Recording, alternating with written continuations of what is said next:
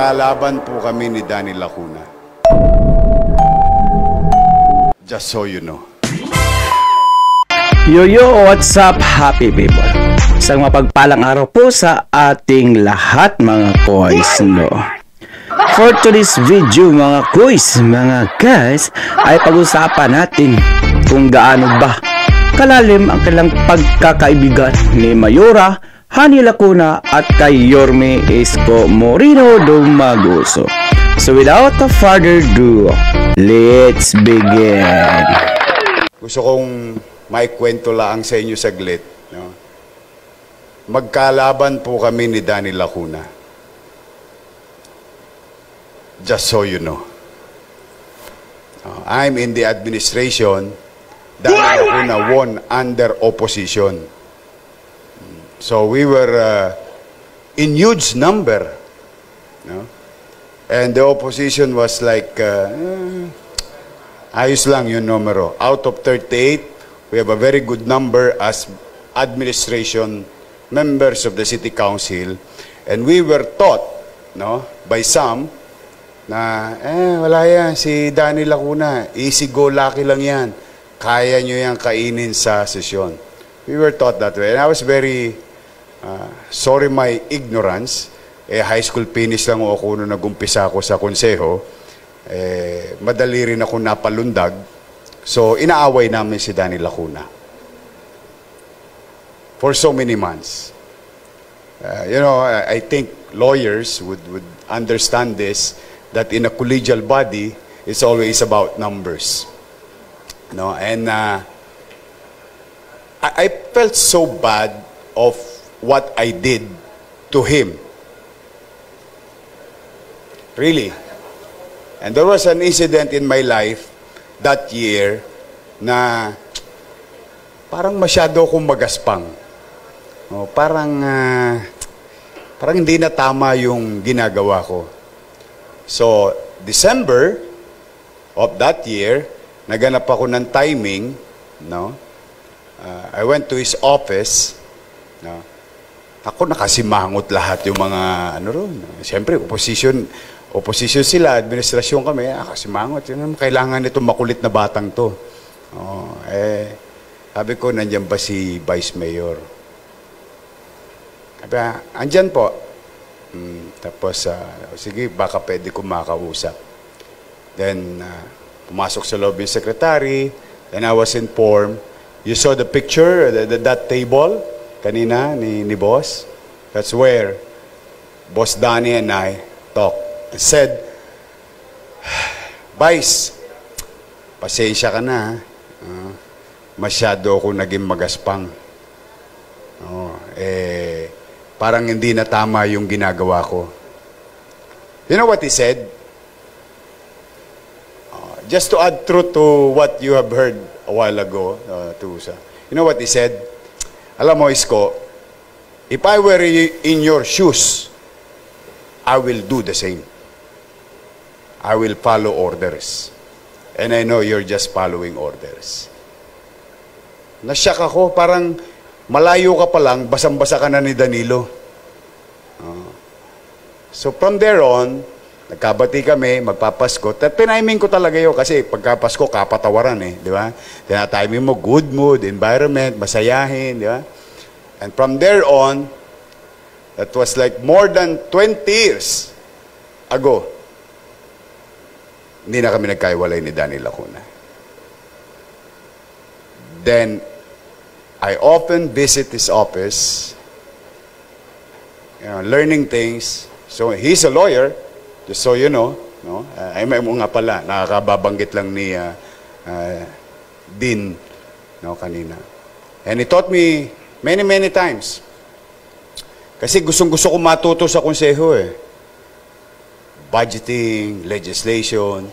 Ang alam ko lang sa pagiging konsehal, tumulong sa tao. Yun lang ang orientation ko sa gobyerno. Pero yung palang konsehal, manggagawa pala ng batas yun. Ala naman akong kaalam-alam at that time dahil high school finish lang ako. So one time, sabi niya, ni Danilo, pakonti na kami ng pakonti.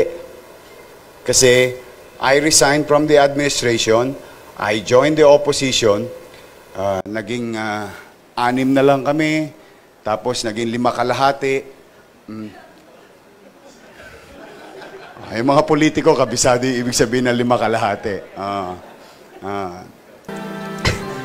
So si Danilo, boss, tinutulongis tayo nito eh. Siguro sa meeting natin, chinuchuchu tayo nito. Ayan, hindi na, hayaan mo na yan. We love shout out to Ma'am Mel. Naghaharimunan lang yan. We love shout out. That's how, I'm just telling you that ganong kalawak yung pananaw niya sa pakikipagkapwa-tao. So, noong kalaunan, ayun, si Roland, si Jong, yung kaming mga iilang bata niya, no? One time, he said, about mga 2005, din, Isko, ano bang pangarap mo sa buhay? Ganyan eksaktong sinabi niya. Sabi ko, boss, sigurado ka? Kasi, hindi mo makakausap si Danilo ng seryosohan. Kung seryoso siyang tumulong, pero pag kami nag-uusap, laging masayahin niya. That's why I don't want you to get sad because he will be more happier wherever he is now. And I believe is with God, no? Na pag kayo masaya. Sabi niya, hindi. Ano bang pangarap mo sa buhay? Sabi ko, boss, total pangarap lang naman to, usapang laway lang. Sabi ko, sasagad-sagarin ko na. Sabi ko, gusto ko maging presidente. Yes. Ang taas ng pangarap mo ah. Sabi mo, pangarap lang. May awatan pa ba? Then he said, this struck me. Sabi niya, paano ka magiging presidente? High school finish ka lang. You go back to school. Dean, sabi niya, go back to school. Then, fortunately, siya talaga, kasi wala naman akong tatay, no? Siya talaga yung nagtulak sa akin. Yung sinasabi ni JTB, na binibigyan siyang pang tuition fee, hindi siya nag-iisa. 2 kami. At totoo rin yun. Si Labong, pupunta sa bahay, o padala mo kay Kois, pambayad dyan sa tuition fee dahil pasok ka na ulit. Without asking. He knows. Tapos, papunta kami sa Kalipay, doon sa Ross Boulevard. Kamusta sa eskwela mo? Mabuti naman, boss. Kamusta grade mo? Pasang-awa, boss. Sabi mo, ipasa lang eh. Ayos naman. Hanggang nakatapos ako ng kolehiyo, then he said, you go to law school. Boss, Inglesan na yun. Ito nga, nanganganib akong pumasa. Pagluluhin mo pa. No. I'll talk to Dean Magsalin. Si Dean Magsalin na taga Sampaloc din. Punta kayo sa Arellano. Then I applied, went to my law school, then so on and so forth. One time, I think 2007, and the family can attest to this, yung kinukwento ni JTB, decision making na. No? Dito na yung patakbo na si boss ng mayor. So, mananghali yun. Normal me, Semana Santa, na laging nagagalit ang asawa ko dahil kasi na-emulate kami ni Danilo eh. Walang bakasyon sa amin. Trabaho. So Semana Santa at bakasyon, yung misis ko nagagalit lagi. Ano bakasyon? Hindi ka pa tumitigil lang kakaikot. Dahil nag-iikot ako noon sa mga pabasa. Dahil nagdadala ako ng luya at saka yung Skyplex sa mga pabasa. So I received a call. And, saan ka? Ay ko, boss, siyempre, umiikot lang sa Gedli. Dito lang, sa Tondo. Sabi niya, punta ka rito sa, Clark. Ano meron? Hindi, punta ka rito. Usapin ka ng pamilya. Punta na. Then, I was planning at that time to run for Congress. Kasi wala akong pera eh. eh yung konsehal, pareho lang ang demographics o botante sa Tondo. So kung sino bumoboto sa yung konsehal, siya rin pwedeng bumoto sa iyo ng congressman.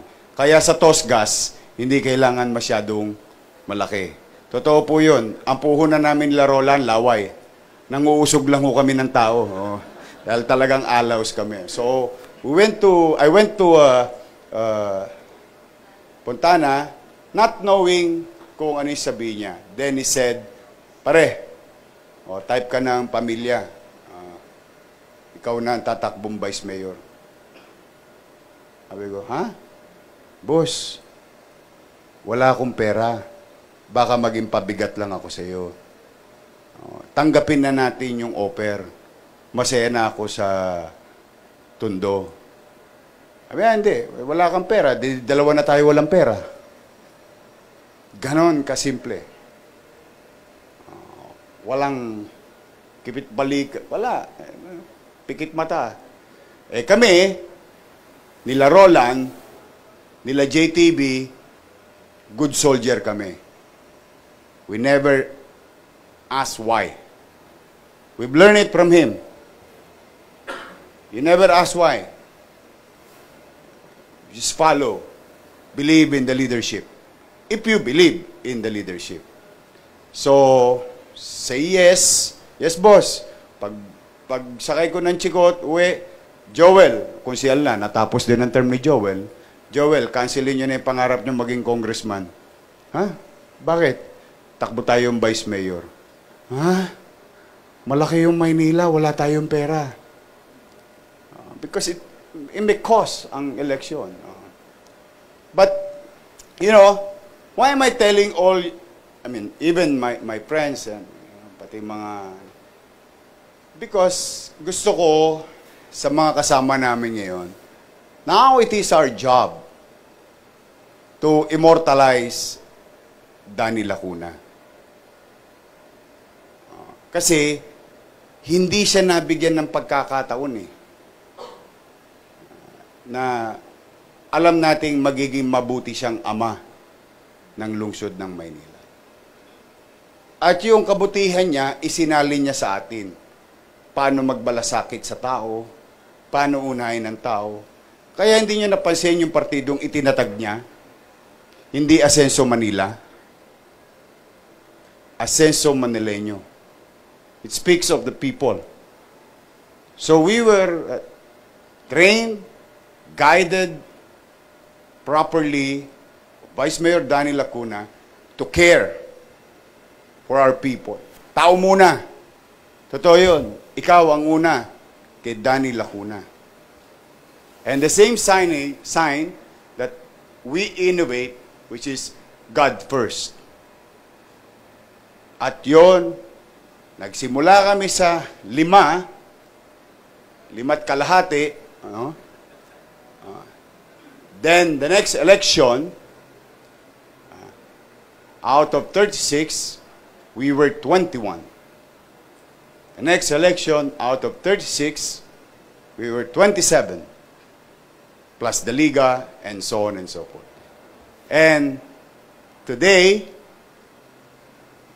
we wanted to give honor and credit to Danny Lacuna because first time in the history of Manila, a very young party, more than just a decade, created by Danny Lacuna, lahat halos ay Asenso Manileño.